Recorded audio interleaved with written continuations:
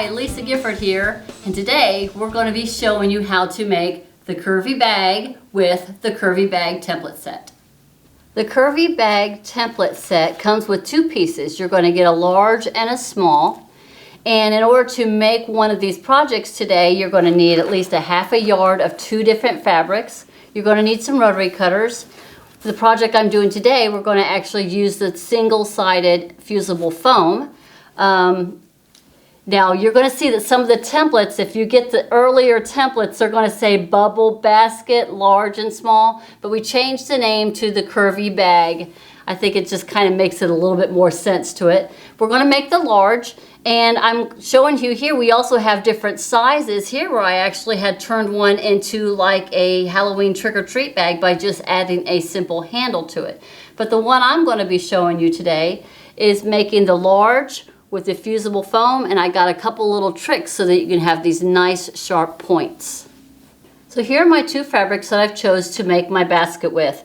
And if you'll notice, they are a little bit directional. So you want to be sure that you have it lined up properly so that knowing that this is the top of your basket, you want to make sure that you have it directionally correct. Like this one here with the dragonflies. If I was to put this one right here, my dragonflies would be upside down. So I'm going to go ahead and lay these on top of each other, and I'm going to go ahead and get my fabrics cut out. And this is a project that works very well with whatever size rotary cutter that you're using. I am actually using the large rotary cutter. It works very well going through this, and of course it works extremely well when you're going to be cutting through your foam. So I'm going to need 4 pieces from each fabric to make one of these baskets. So I'm going to go ahead and get these cut out. And this rotary cutter, it actually works very well. The large one, our 60, works very well going around these gradual curves.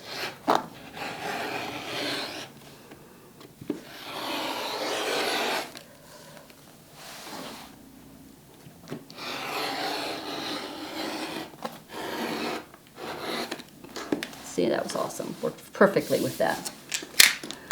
So here I have my 4 of the, whichever one I want to use for the inside, whatever I want to use for the outside. And this basket's reversible. If you wanted to flip it out, you could easily, flip it out or just fold over the top. So these are the 2 fabrics that I'm using. Now, when I'm using, whether I'm using fusible fleece or I'm using the fusible foam, I like to put it on what I'm starting off to be my outside fabric. Like I had done right here. The fusible foam is on the outside piece, not on the inside, or what I call the lining. But I could easily flip this out and have the lining be on the outside. So I will set this one aside. These are just going to be all sewed up. And then this is going to be my outer piece. So then with my fusible, I've got to cut out 4 of these. And this is the fusible foam, and it's got the glue on the one side. I'm going to go ahead and flip it around.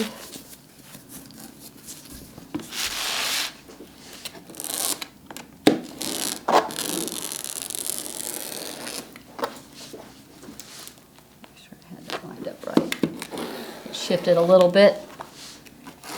Now, you're going to cut out 4 pieces out of your foam. Now here's the trick, or here's a little hint that I learned by working with fusible and working with the fabrics. I'm going to show you the first basket I had done with the fusible, and that was this one. And if you'll notice, it's not a very sharp point here. I mean, it's because I sewed my 1/4-inch seam where I had the fusible going all the way to the very edge of the fabric.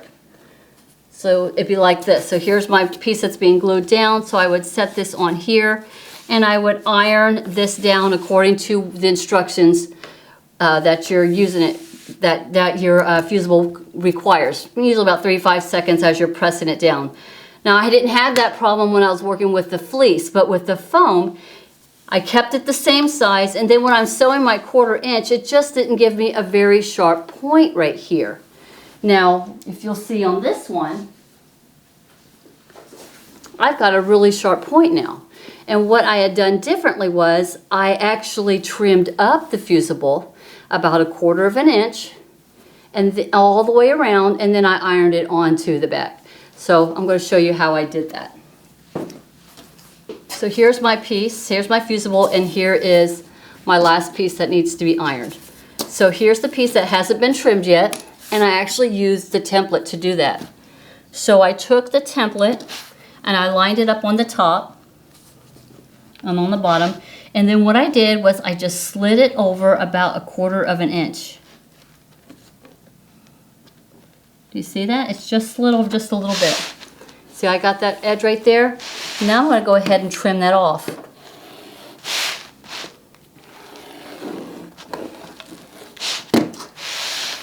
Then I'm going to flip it over to do the other side. I line up my top.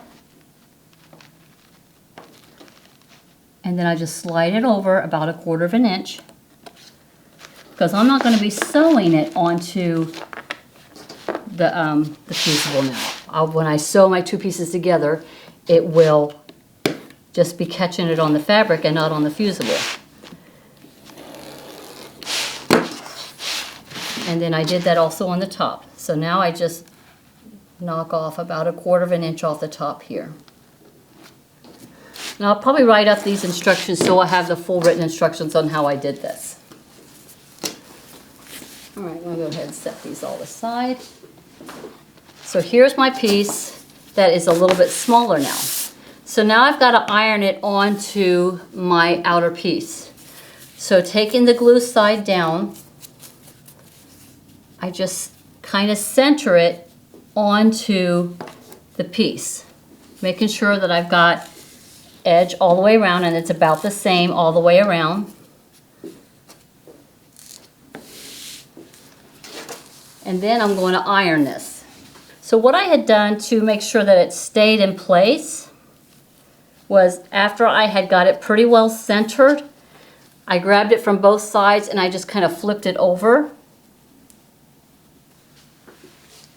And then I just took the iron and I just kind of lightly touched it first. I didn't do a heavy pressing. What I wanted to do was get the glue just to set just a second on it. And then I flipped it back over, make sure nothing shifted, that everything is still how I wanted it. And see, it's a little bit wider here. So I'm going to reposition it. That's why if you reposition it before it gets fully infused onto your fabric, you've got a little bit of wiggle room there before, putting all that time onto it. So I repositioned it, and I'm going to go ahead and do it again. Just hitting the center of it first, flipping it over, making sure. Yeah, so that's looking the way I want it. So now I go ahead and get the iron on here, and we infuse all of these pieces. Now, one of the things I thought about as I was making it was, well, what if I needed to wash it? And I got concerned that if I'm washing it and now I don't have anything that's really tacking down the fusible. So we're going to do a little quilting. You don't have to quilt them. I think they'll be fine without the quilting. But we're going to go over to the M7 over here and we're going to actually quilt these pieces together before I actually sew them all together. So I'm going to show you how I do just a little free motion quilting on these pieces. I'm just making sure everything is tacked down in place. Making sure everything is staying down. All my edges are caught.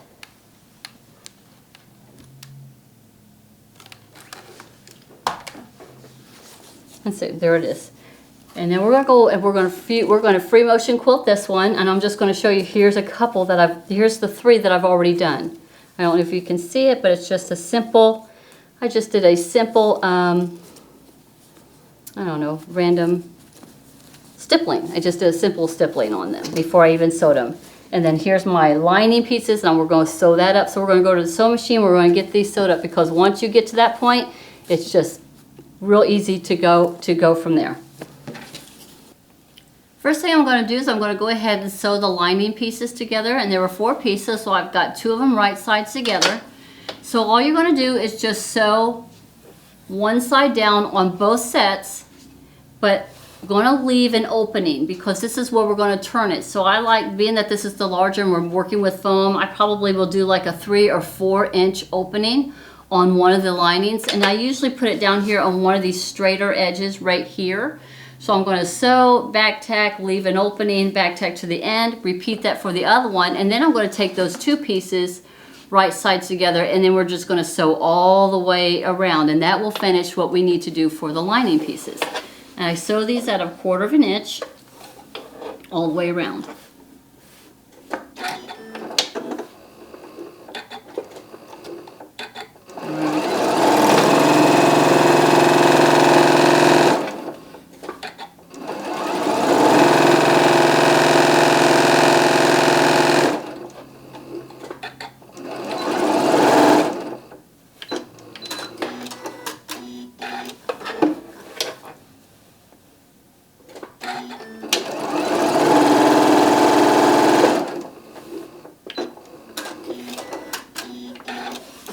First one.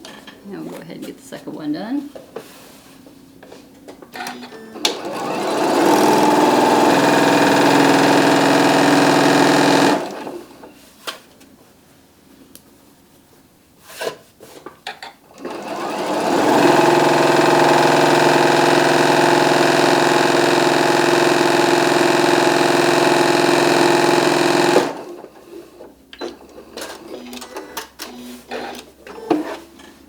Alright, now I'm just going to take the 2 pieces and I just open them up and I line up the edges, and I'm just going to sew all the way around.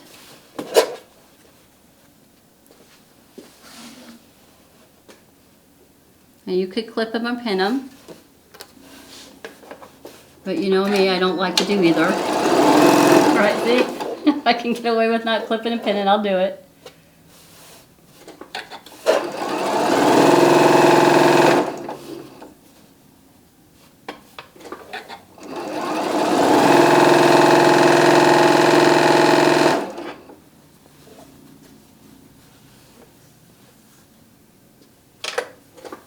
Key is just let your machine pull it through. And when you get to the bottom, I kind of nest those 2 seams. I'll have one going one way and one going the other. And then just complete all the way around.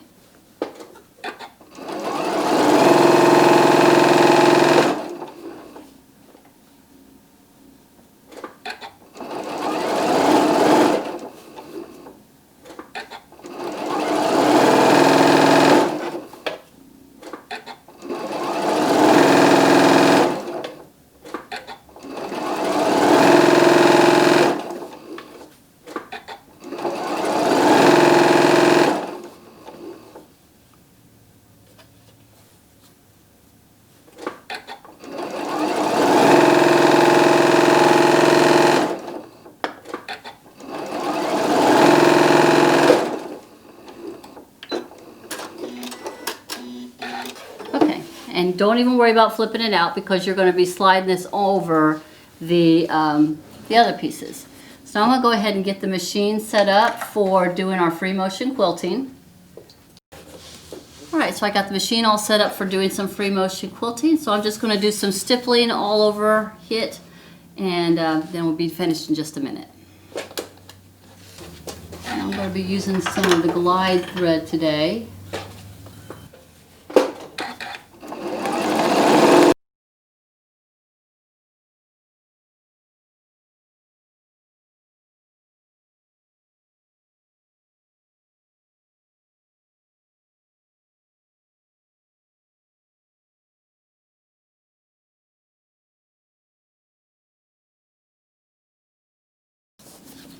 Alright, so that's the whole thing stippled. I already have all 4 of them done. So I'm going to go ahead and get it back to regular sewing so we can go ahead and get this finished up. Alright, so as we did the sewing the lining pieces together, we're going to do the exact same thing by sewing these. Now I noticed when I was doing the stippling that it actually shrunk them in just a little bit. I don't think that's going to make a big difference with the lining because the lining is going to be inside. As a matter of fact, it will probably be better for the lining if you ever want to flip it out. So I'm just going to line up the pieces and do just like I did for the lining. Sew 2 pieces together and then sew the 2 sets together. Now what I am doing is I'm sewing a 1/4 inch along the edge, and I don't want to catch the foam. So it's going to be the foot's going to be riding up along the foam, but the needle's going to be coming down about a 1/4 inch right here on the edge of the fabric. And I'm going to just go ahead and get this sewn all the way around.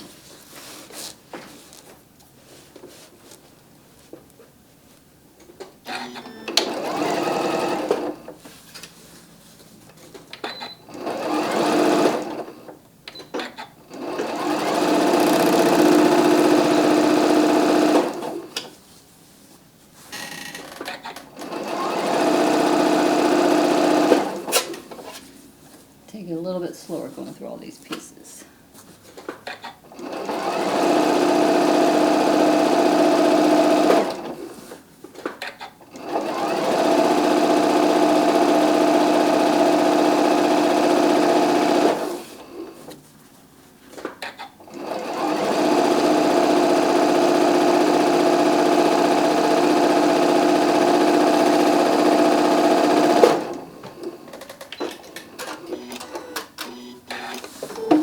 You can see it just sewed right there all along the fabric. It didn't even catch it, except maybe a little bit right there, but that ain't going to make a big difference. But it just sewed all along the edge there.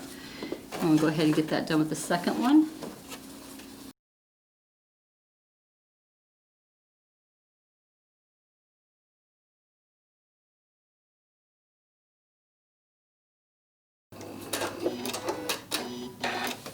Okay.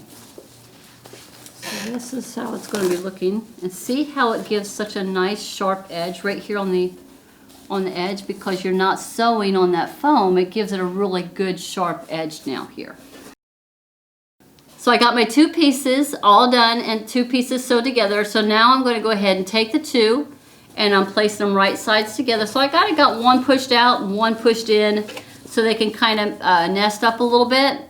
And I'm lining up my edges, and I'm going to start here and I'm going to go all the way around just like we did when we were sewing the lining pieces together.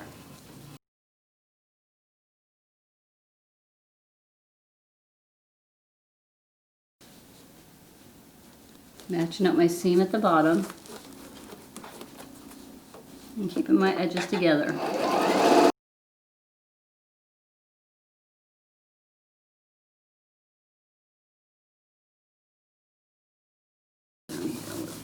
Catch this a little better. I got a little narrow down here on the bottom, so I'm going to kind of fix that. There we go. Okay, so now I'm just going to go ahead and turn it right side out and push out my edges.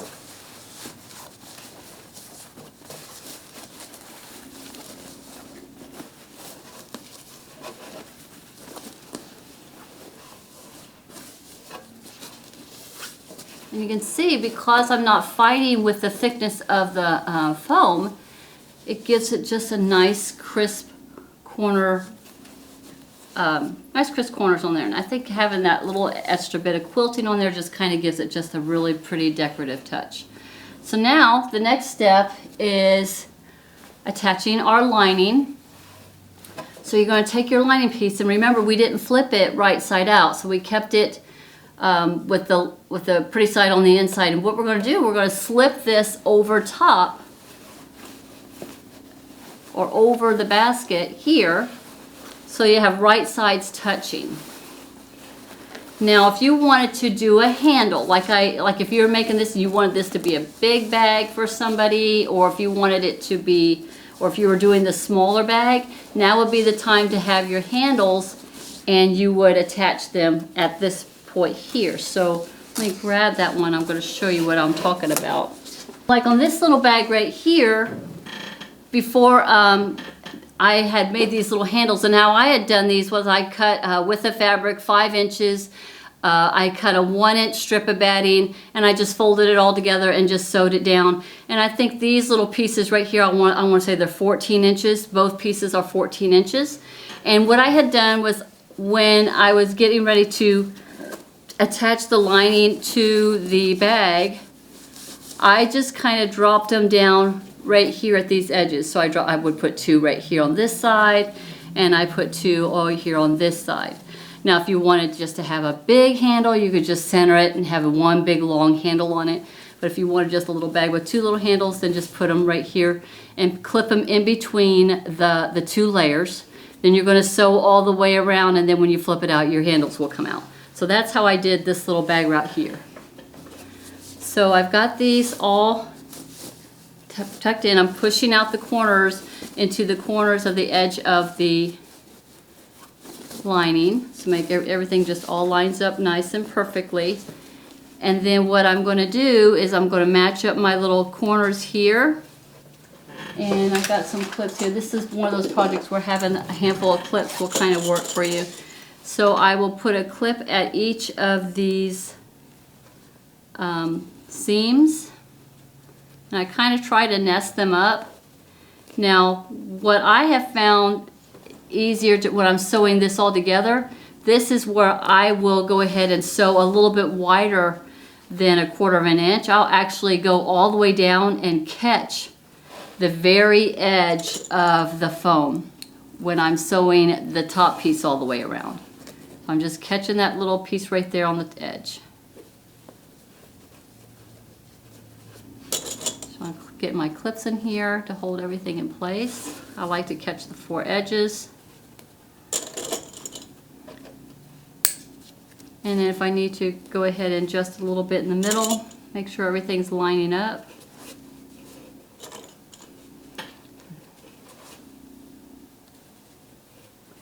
And just sew all the way around, because once we get it sewn all the way around, then when we flip it out through our opening, then the last thing is just a simple little top stitch. So I've got my needle now centered instead of at the 1/4 inch spot, because I actually want my needle to just barely ride along the little foam right here. I just want it to catch it just a little bit. Trying to get it to back tack. I don't want to.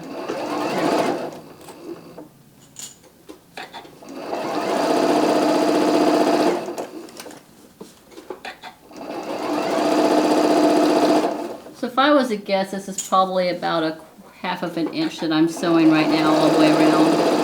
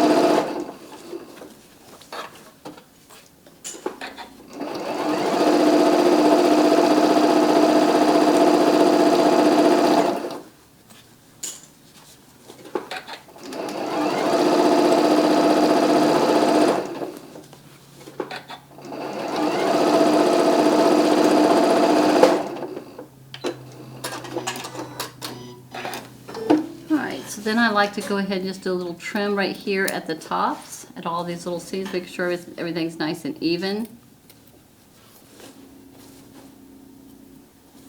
Just kind of pull it out and just give it a little snip. And the last one.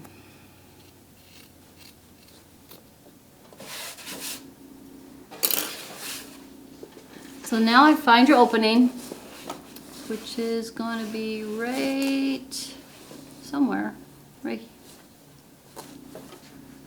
there. Here it is. So here's the opening. So this is the nice big opening right here. So I'm just going to kind of reach in here and just kind of grab it and kind of pull it all together, and then just pull it through the opening right here. And I kind of like to give it a finger press as I'm pulling it out, make sure I get all these all the way out. Because the next thing we're going to do is we're going to close up the opening, and then we're going to do a top stitch all the way around. And then our little basket or bag will be complete.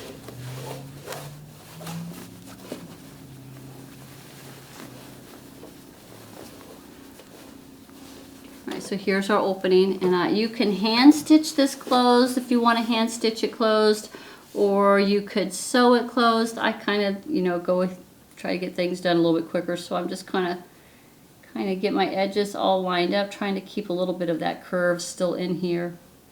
And you could, if you wanted, you could clip your curves. I've done that on a couple of them, but it's such a gradual curve. It's not real noticeable on it. But I have clipped the curves when I'm working with maybe the fleece or something. So I'm just pulling it out just a little bit so I can try to keep the curve so it's not just real dense, real sharp. And pins or clips, and then I just sew this little section closed and pop it in, and then we'll go working on the doing our top stitch all the way around. And if I'm going to machine sew this, I'm probably going to have it right along the edge, so probably about 1/8 of an inch.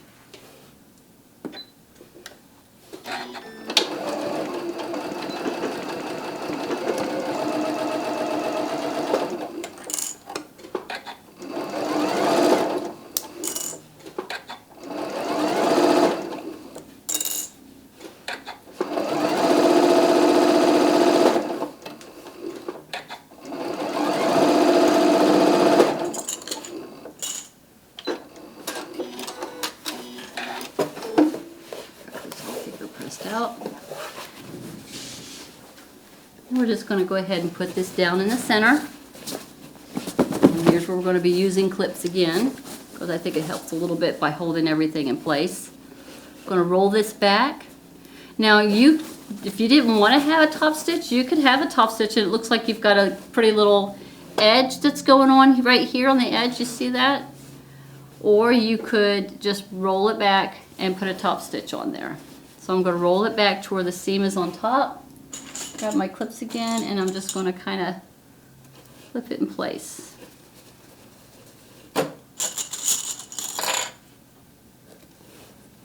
And I'll probably do about between 1/8 and 3/16 of a top stitch all the way around.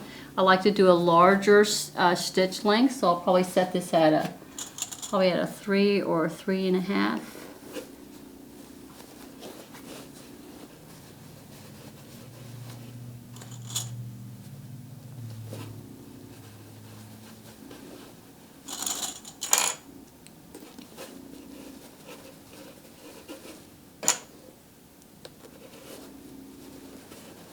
If you had the straps and you did your top stitch, you'll just top stitch right over your straps if you'd put a strap in it. And I like to go over that area just a little bit more, just in case you're going to be carrying with some weight in it, so give it some more strength to the actual strap there. Alright, so I got it all the way around. I'm going to just find a point and just start doing my 1/8 of an inch stitch all the way around.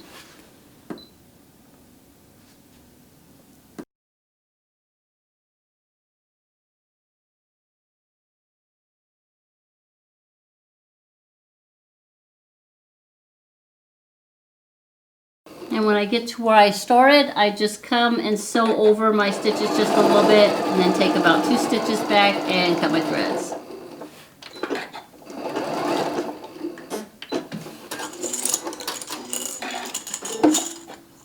Alright, so now I just trim here, and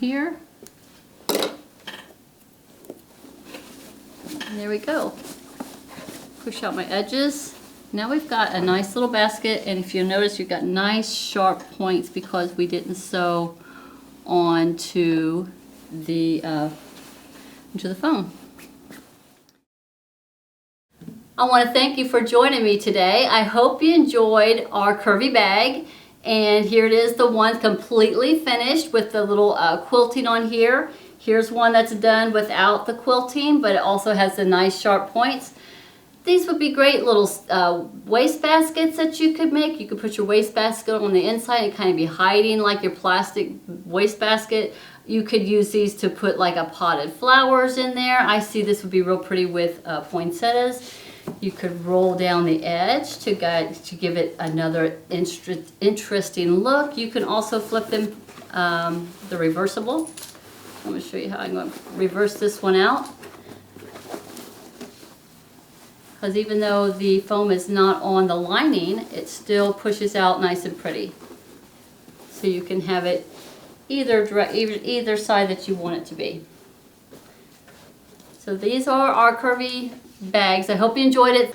Be sure to check us out at martellinotions.com to pick up all of your quilting and sewing needs and grab our brand new curvy bag templates. Thank you so much. Bye-bye.